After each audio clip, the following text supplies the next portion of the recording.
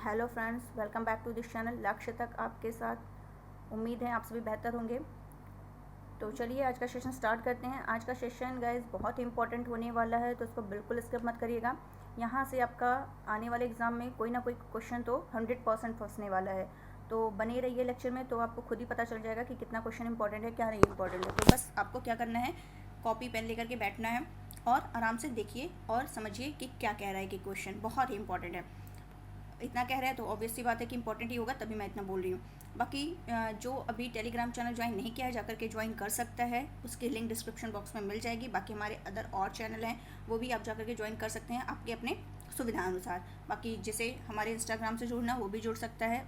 सभी की लिंक जो है आपको चल कर डिस्क्रिप्शन बॉक्स में मिल जाएगी। तो चलिए सेशन को स्टार्ट करते हैं। सेशन को स्टार्ट करने से पहले देख लेते हैं कि आज का हमारा मोटिवेशन कोट क्या है, जो आपको क्या करेगा, एनर्जेटिक बनाने में मदद करेगा। तो चलिए देख लेते हैं क्या कह रहा है। जो आज सपनों में है वो कल हकीकत में भी होगा। क्या कह रहा है, जो आज सपनों में है वो कल हकीकत में भी होगा, लेकिन उसके लिए क्या करना पड़ेगा, अगर करोगे मेहनत तो जो आज औकात में नहीं कल वो जेब में होगा। बस मेन चीज़ यही है कि हम अगर ड्रीम देखते हैं तो उसके लिए हमें क्या करना पड़ेगा, मेहनत करना पड़ेगा। केवल ड्रीम देखने से तो पूरा होगा नहीं, तो मेहनत करिए। तो जो लोग कहते हैं कि ये तुम्हारे औकात में नहीं है, ये तुम्हारे बस की बात नहीं है, तो वो खुद ही देखेंगे कि किसके बस में था, किसके बस में नहीं था। बस हमें क्या करना है, अपने लक्ष्य के प्रति डेडिकेट होना है, उसमें लगे रहना है, अपने हौसले को हमेशा बुलंद रखना है। तो चलिए देख लेते हैं आज का सेशन कितना इम्पोर्टेंट है। देख लेते हैं पहला क्वेश्चन क्या कह रहा है। किस राज्य में 4 अप्रैल, पहले तो हम इसको कलर चेंज कर लेते हैं ताकि देखिए, किस राज्य में 4 अप्रैल 2022 को आदिवासी समाज का सबसे बड़ा जो प्राकृतिक पर्व है सरहुल, उसको क्या कहते हैं, किस आदिवासी समाज का जो सबसे बड़ा प्राकृतिक पर्व है सरहुल, ये मनाया गया है इस बार। तो कहाँ मनाया गया है सरहुल, ये झारखंड में मनाया गया है। तो यहाँ पे जो एक मिनट, स्थानीय सरना धर्म, ये ध्यान रखिएगा, ऐसे क्वेश्चन बहुत पूछते हैं। जो स्थानीय सरना धर्म के हिस्से के रूप में जो आदिवासी समुदाय है उनके द्वारा ये मनाया जाता है। और ये किसके उपलक्ष्य में मनाया जाता है, नया साल। जैसे कि अभी हम लोग महाराष्ट्र का पढ़े थे, तो हर जगह पे ये अलग अलग नाम से मनाया जाता है। सरहुल में क्या है, ये झारखंड में मनाया जाता है और नए साल का ये क्या है, त्यौहार है। और ये कब मनाया जाता है तो ये भी देख लेते हैं। चैत्र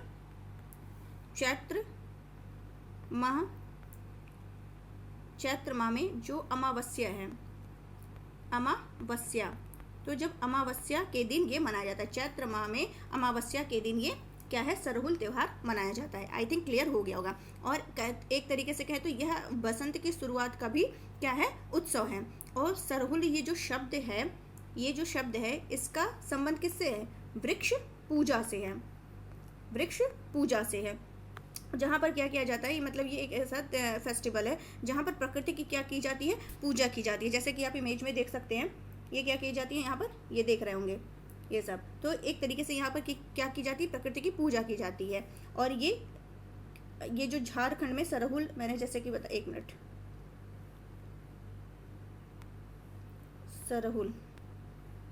सरहुल जो है ये झारखंड में कई जनजातियों के द्वारा मनाया जाता है। लेकिन स्पेशली देखा जाए तो जैसा कि आपको पता होगा कि मुंडा वहीं का है, हो जनजाति, उराव जनजाति ये स्पेशली इसको मनाती हैं, मुंडा, हो और उराव जनजाति। तो ये क्वेश्चन पूछा हुआ है कि हो जनजाति कहाँ की है, मुंडा जनजाति कहाँ की, इंपॉर्टेंट है, ध्यान रखिएगा। तो ये आपको क्लियर। और झारखंड के सीएम कौन है, हेमंत सोरेन है। वहाँ के राज्यपाल कौन है, रमेश वैश।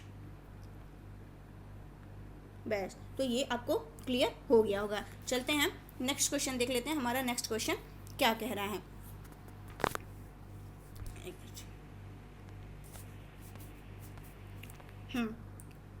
भारत सरकार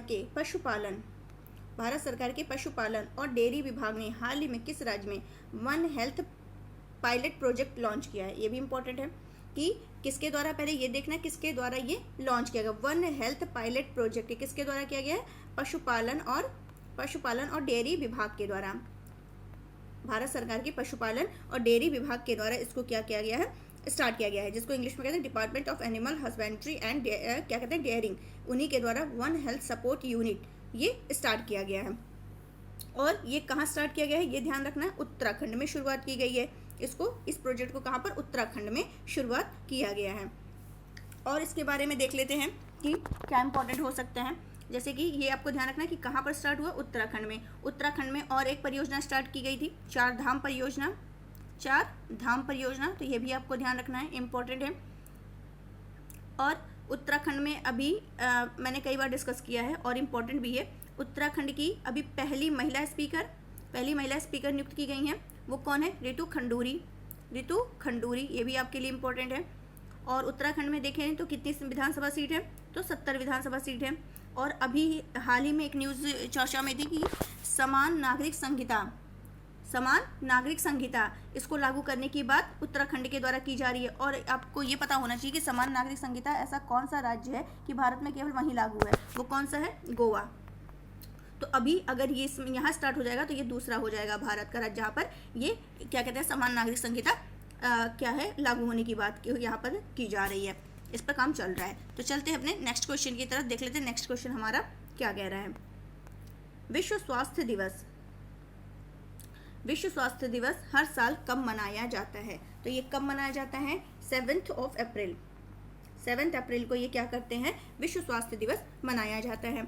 और इस क्या कहते हैं, अगर पूछ ले कि विश्व मानसिक स्वास्थ्य दिवस कब, ये तो विश्व स्वास्थ्य दिवस है, लेकिन अगर पूछ ले कि विश्व मानसिक, यहाँ मानसिक ऐड कर दे, मानसिक स्वास्थ्य दिवस और बाकी स्वास्थ्य दिवस ही रहेगा, तो वो कब मनाया जाता है, 10 अक्टूबर को मनाया जाता है। तो ये भी ध्यान रखना है कि अगर ये विश्व स्वास्थ्य दिवस की बात करें खाली तो 7 अप्रैल, एंड अगर विश्व मानसिक स्वास्थ्य दिवस की बात करें तो ये 10 अक्टूबर को मनाया जाता है। आई थिंक दोनों क्लियर, दोनों एक साथ ले लीजिए ताकि क्लियर रहे।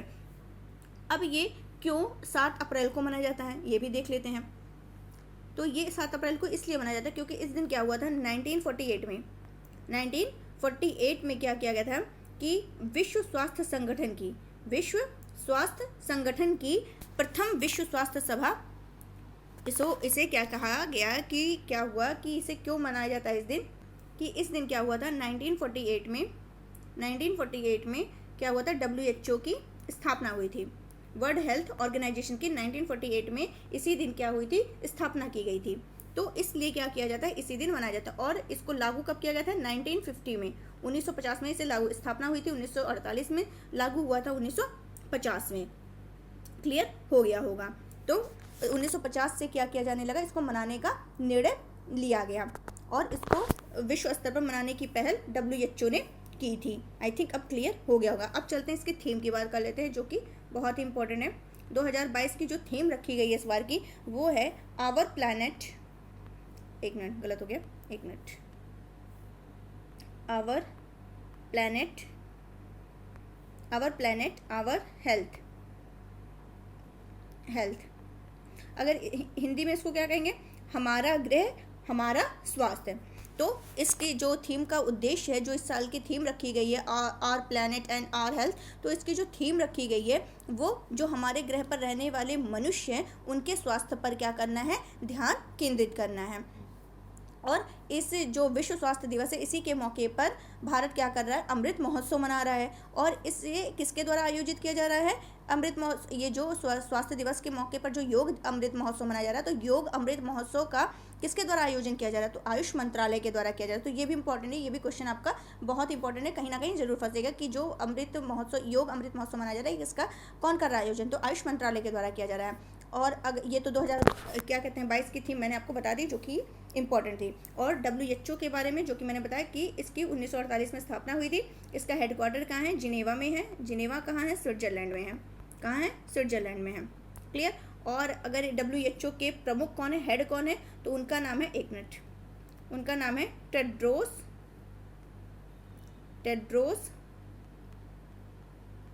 अधनोम,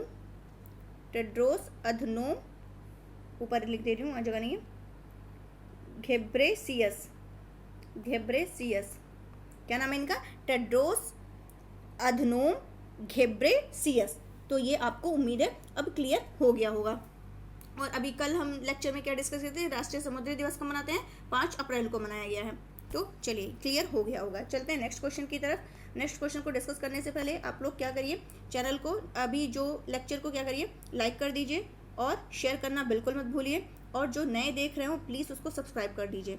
देख लेते हैं हमारा नेक्स्ट क्वेश्चन क्या है। भारत सरकार द्वारा शुरू की गई स्टैंड अप योजना, बहुत इंपॉर्टेंट योजना है। तो अभी क्या हुआ है कि ये चर्चा में क्यों है, क्योंकि इस स्टैंड अप योजना के क्या किए हैं, कितने वर्ष पूरे हो गए हैं, तो 6 ईयर्स कंप्लीट हो गए हैं, 6 साल इसके क्या है कंप्लीट हो गए हैं। तो चलिए देख लेते हैं कि जो 6 साल कंप्लीट हो गए हैं इसमें क्या है। तो इसकी शुरुआत कब की गई थी, तो 5 अप्रैल 2016 में इसकी क्या की गई थी, शुरुआत की गई थी। इसका उद्देश्य क्या है, इसका उद्देश्य क्या है, तो इसका एक मिनट इसको क्लियर कर लेते हैं कि इसका उद्देश्य क्या है। एक मिनट, 5 अप्रैल 2000, और इसमें क्या था, जो महिला हैं, जो क्या है महिला हैं, और जो महिला SC और ST, यानी कि इसके उद्देश्य में देखा जाए तो जो महिलाएं हैं, अनुसूचित जाति है और अनुसूचित जनजाति के समुदाय के जो लोग हैं उनके बीच क्या करना है, जो उद्यमशीलता है उसको बढ़ावा देना है।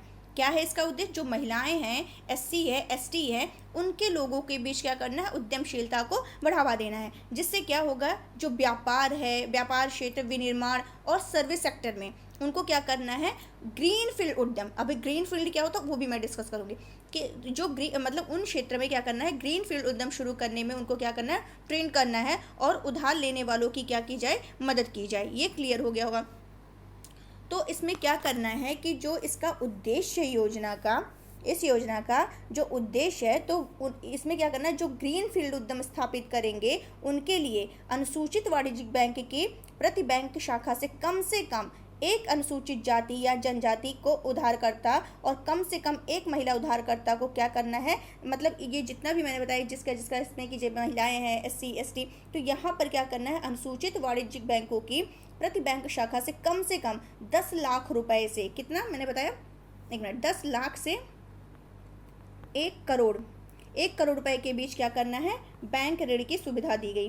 बैंक ऋण की सुविधा दी गई किसमें, स्टैंड अप योजना के उसमें दी गई। तो ये अपना क्लियर हो गया होगा। और इसमें क्या मतलब, इसमें योग्यता क्या है, तो जो लाभ प्राप्त करने वाले लाभार्थी होंगे उनकी जो एज होनी चाहिए वो 18+ होनी चाहिए। जो मैंने 3 बताया कि महिलाएं, SC ST, इन तीनों में जो मतलब इनकी एज कितनी होनी चाहिए, 18+ होनी चाहिए।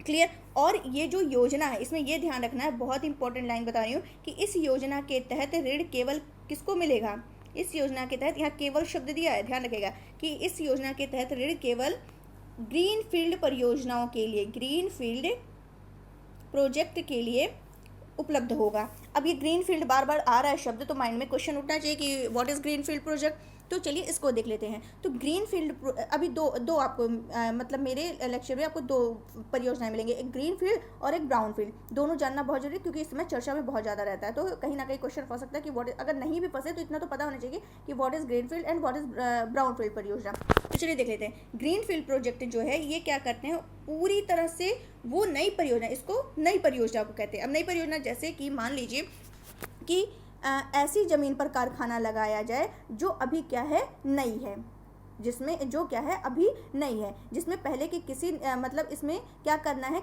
पहले ये नहीं कि पहले से वहाँ कोई कंपनी है उसका विस्तार करना है, नहीं, ये पूरी सी मतलब क्या है, ये पूरी तरह से नई है, इसको अभी क्या करना है, हमें लगाना, अभी इसका क्या करना है, स्टार्ट करना है। और इसी फील्ड में क्या देने की चर्चा इसमें इस योजना के तहत की गई है। आई थिंक क्लियर हो गया होगा। और ब्राउन फील्ड परियोजना वो होती है, मतलब इसका अपोजिट हो जाएगा, इसका ग्रीन फील्ड का अपोजिट हो जाएगा, जिसका मतलब है कि कोई जो मौजूद प्लांट है उसी का हमें क्या करना है, विस्तार करना है, और विस्तार करके उसको क्या करना होता है, बढ़ाना होता है।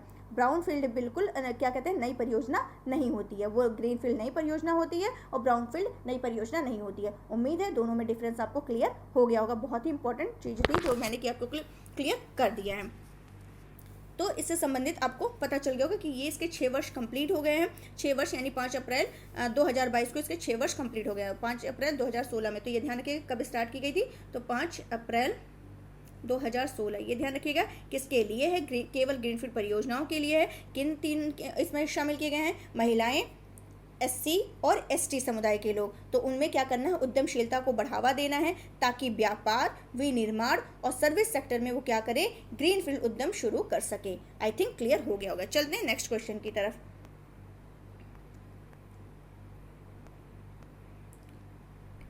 नेक्स्ट क्वेश्चन है, 4 अप्रैल 2022 को किसे वर्ष 2021 के 31वें सरस्वती सम्मान के लिए चुना गया है? दिया गया है 2022 में, लेकिन ये किसका है? 2021 के लिए दिया गया है, और ये किस नंबर का है? 31वां नंबर है। तो सरस्वती सम्मान के लिए किसे चुना गया है? प्रोफेसर रामदरश मिश्र। क्या नाम है इनका? बहुत ही इंपॉर्टेंट क्वेश्चन है। क्या नाम है इनका? प्रोफेसर रामदरश मिश्र। क्लियर हो गया होगा। तो चलिए इसमें और भी हम लोग फैक्ट को डिस्कस कर लेते हैं। एक मिनट। इसमें क्या कहा गया है कि ये जो रामदरश मिश्र जी हैं प्रोफेसर, इनको 31वें के लिए, और इन्हें इनकी जो कविता संग्रह है, एक मिनट, इनकी जो कविता संग्रह है किसके लिए दिया गया? तो ये भी ध्यान रखना चाहिए। कविता संग्रह जो है उसका क्या नाम है?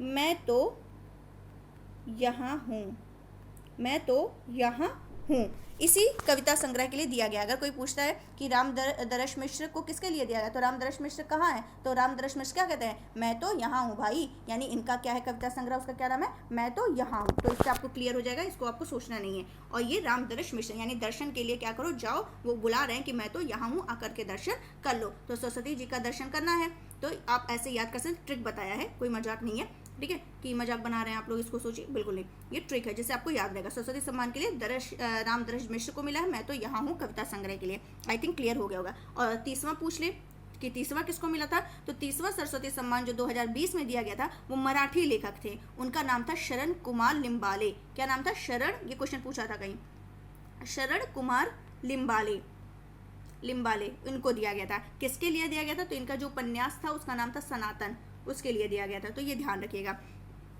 और ये जो सरस्वती सम्मान होता है ये कौन देता है? के बिरला फाउंडेशन के द्वारा ये दिया जाता है। और के बिरला फाउंडेशन ने इसकी शुरुआत कब की थी? 1991 में की थी, 1991 में की थी।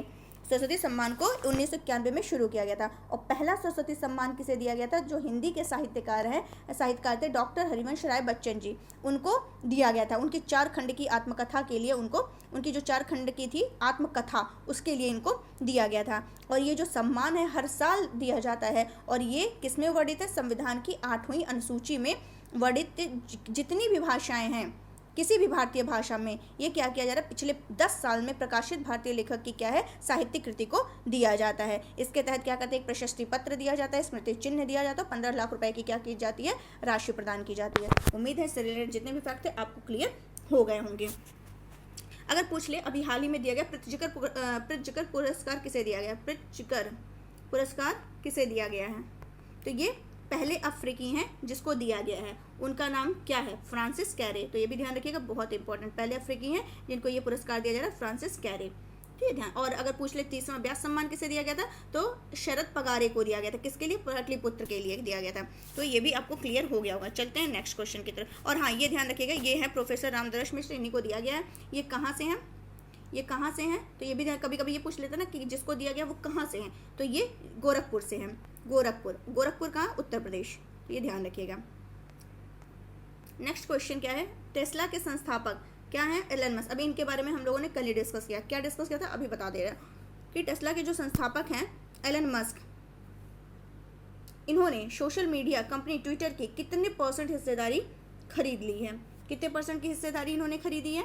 तो 9.2% की हिस्सेदारी खरीद ली है। क्या हम लोगों ने डिस्कस किया था? यही डिस्कस किया था कि एलन मस्क जो है दुनिया के सबसे अमीर क्या है? अरबपति हैं। तो ये तभी क्या है? हमेशा चर्चा में बने रहते। तो ध्यान रखिएगा, ये टेस्ला के क्या है? संस्थापक हैं। तो टेस्ला के साथ साथ ये कल मैंने बताया था स्पेस एक्स के भी क्या है? संस्थापक हैं। तो ये भी आपको ध्यान रखना है। और ये दुनिया में सबसे क्या कहते हैं उसको? अमीर अरबपति में लिस्ट में टॉप पर हैं ये। और सेकंड पे मैंने क्या बताया था? अमेजॉन के जेफ बेजोस हैं। तो ये भी मैंने बताया था। और अगर पूछ ले कि क्या कहते हैं उसको, अमेरिका में सबसे ज़्यादा अरबपति हैं, ये भी मैंने बताया था। चीन सेकंड नंबर पर है ये। और भारत में देखा जाए कि कौन टॉप पर था अरबपतियों में, तो 10वें नंबर पर। अगर पूरे विश्व की बात करें तो 10वें नंबर पर क्या है? अंबानी आते हैं। लेकिन अगर केवल भारत के उसमें देखा जाए तो फर्स्ट नंबर पर मतलब वो है। उसके बाद अडानी समूह के गौतम अडानी का स्थान था। ये क्लियर हो गया होगा। चलते हैं अपने नेक्स्ट क्वेश्चन की तरफ। और ये जो ट्विटर यहाँ दिया है, ट्विटर के CEO कौन है? पराग अग्रवाल। हाल ही में मुख्यमंत्री उद्यम क्रांति योजना, बहुत ही इंपॉर्टेंट है ये भी, मुख्यमंत्री उद्यम क्रांति योजना किस राज्य सरकार के द्वारा शुरू की गई है? तो ये मध्य प्रदेश। मध्य प्रदेश भी हमेशा चर्चा में बना रहता है, तो इंपॉर्टेंट है ये भी। क्या क्वेश्चन है? मुख्यमंत्री उद्यम क्रांति योजना किस राज्य सरकार के द्वारा स्टार्ट की गई है? जो वहाँ के सीएम हैं शिवराज सिंह चौहान, उन्हीं के द्वारा इसको स्टार्ट किया गया है। उद्यम, अब उद्यम दिया यानी इसका मतलब रोजगार से संबंधित होगा। तो युवाओं को क्या करना है? स्वरोजगार की सुविधा देने के लिए, जो युवा पीढ़ी है उसको क्या करना है? स्वरोजगार की सुविधा देने के लिए, स्वरोजगार की सुविधा देने के उद्देश्य से ये योजना स्टार्ट की गई है। अब इस योजना में होगा क्या? इस योजना में किया क्या जाएगा? तो चलिए उसको भी देख लेते हैं। तो जो योग्यता बताई गई यहाँ पर कि आपकी योग्यता क्या होनी चाहिए? 18 से 40 वर्ष होनी चाहिए। क्लियर? और क्या होनी चाहिए? सेकंड, आप 12वीं क्या हो? पास होनी चाहिए, तभी आप इसमें क्या कर सकते हो? शामिल हो सकते हो। और इसमें जो ये बताया गया कि आपको किस किस फील्ड में ऋण दिया जाएगा, तो वो रखा गया विनिर्माण क्षेत्र में। विनिर्माण कार्य के लिए आपको दिया जाएगा 1 लाख से 50 लाख, 1 लाख से 50 लाख तक का ऋण दिया जाएगा। अगर ये सेवा कार्य के लिए आपको ऋण लेना हो, कोई अपना उद्यम स्टार्ट करना हो, तो क्या करना है? 1 लाख से 45 लाख, 1 लाख से 45 लाख क्या करना है? इसमें दिया जाएगा ऋण। और जो ब्याज सब्सिडी रखी गई वो कितनी? 3%। ब्याज सब्सिडी 3% रखी गई है। तो ये सब आपको ध्यान रखना है कि 1 लाख रुपए से 50 लाख रुपए तक की ऋण गारंटी ब्याज दर पर सब्सिडी के साथ वो देगी। और इसमें इनका लक्ष्य क्या रखा गया है कि 22-23 में क्या करेंगे? ये 1 लाख युवा को लाभान्वित करने का इनका क्या है? लक्ष्य रखा गया है। तो ये भी आपको क्लियर हो गया होगा। मतलब सिंपल सा कहना है कि इसका उद्देश्य क्या है। तो इस योजना के तहत जो स्वरोजगार है उसको क्या किया जाएगा? बढ़ावा दिया जाएगा। और युवाओं को, जो हमारी यंग जनरेशन है, उनको रोजगार के साधन चुनने के लिए बैंक से क्या किए जाएंगे? ऋण उपलब्ध कराए जाएंगे। क्लियर हो गया होगा। अगर बात करें कि श्रम सिद्धि अभियान, ये कहाँ स्टार्ट किया गया है? तो ये भी वहीं पर मध्य प्रदेश में ही स्टार्ट किया गया है। किसके लिए? प्रवासी मजदूरों के लिए स्टार्ट किया गया था। आई थिंक क्लियर हो गया होगा। एशिया का सबसे बड़ा बायो सीएनजी प्लांट कहाँ स्थापित किया गया है? तो वो इंदौर, इसलिए ये चर्चा में है, कई बार मैंने डिस्कस भी किया इसके बारे में। भारत का फर्स्ट जियो पार्क कहाँ है? लम्हेटा घाट कहाँ है? मध्य प्रदेश, और मध्य प्रदेश में, मध्य प्रदेश के कहाँ एग्जैक्ट लोकेशन? जबलपुर के लम्हेटा घाट में है। तो ये भी ध्यान रखिएगा। चलते हैं नेक्स्ट क्वेश्चन की तरफ। केंद्रीय संस्कृति मंत्रालय के द्वारा हाल ही में मंदिरों के अनुष्ठान को लाइव देखने के लिए कौन सा पोर्टल लॉन्च किया गया है? तो वो कौन सा पोर्टल है? चलिए देख लेते हैं। वो है टेम्पल 360। कौन सा टेम्पल है? टेम्पल 360 इसको लॉन्च किया गया है। तो केंद्रीय संस्कृति मंत्रालय द्वारा टेम्पल 360 पोर्टल लॉन्च किया गया है। ये एक बहुत ही अनूठा पोर्टल है, जिससे क्या होगा? जो देश भर से जो श्रद्धालु हैं, वो मंदिर या जो भी तीर्थ स्थल होंगे, उनके क्या कर सकते हैं? ऑनलाइन दर्शन कभी भी और कहीं से भी वो कर सकते हैं। इतना क्लियर हो गया होगा। तो जो संस्कृति राज्य मंत्री हैं, संस्कृति राज्य मंत्री, उनका क्या नाम है? मीनाक्षी लेखी। वही क्या की हैं? इस पोर्टल को क्या की हैं? लॉन्च की हैं। क्लियर हो गया होगा। और इस पोर्टल को जो हमारा आज़ादी का अमृत महोत्सव चल रहा है उसी के अनुरूप बनाया गया है, जिस पर कोई भी व्यक्ति वेबसाइट के माध्यम से देश के मंदिर में विभिन्न मतलब जो भी लाइव कैमरा फीड द्वारा 24 घंटे मंदिर के दर्शन वो कर सकता है। और श्रद्धालु इस पोर्टल पर क्या करते हैं? जो 4 धाम हमारे हैं, कौन से? बद्रीनाथ उत्तराखंड में है, द्वारका गुजरात में है, रामेश्वरम तमिलनाडु में है, और पुरी जो है ओडिशा है। ये और जो हमारे 12 ज्योतिर्लिंग है, उन्हीं के साथ साथ अनुष्ठानों की क्या की जाएगी? लाइव स्ट्रीमिंग द्वारा दर्शन प्राप्त कर सकते हैं श्रद्धालु। क्लियर हो गया होगा। राजस्थान में भी कौन सा उत्सव मनाया गया है? गणगौर उत्सव मनाया गया है, ये भी मैंने बताया था। और साथ ही ये जो उत्सव है साथ ही राजस्थान के साथ साथ एमपी, गुजरात और वेस्ट बंगाल के भी कुछ हिस्सों में मनाया जाता है। चलिए ये भी क्वेश्चन हो गया। नेक्स्ट क्वेश्चन देख लेते हैं क्या कह रहा है हमारा। Hurun richest self women in the world, 2022 की सूची में किसने शीर्ष होना चाहिए, यहाँ गलत टाइप हो गया, शीर्ष रैंक हासिल किया है? तो किसने किया है देख लेते हैं। एक मिनट, उनका क्या नाम है? ये आप देख सकते हैं इमेज में, ये हैं वू यूजुन। क्या नाम है इनका?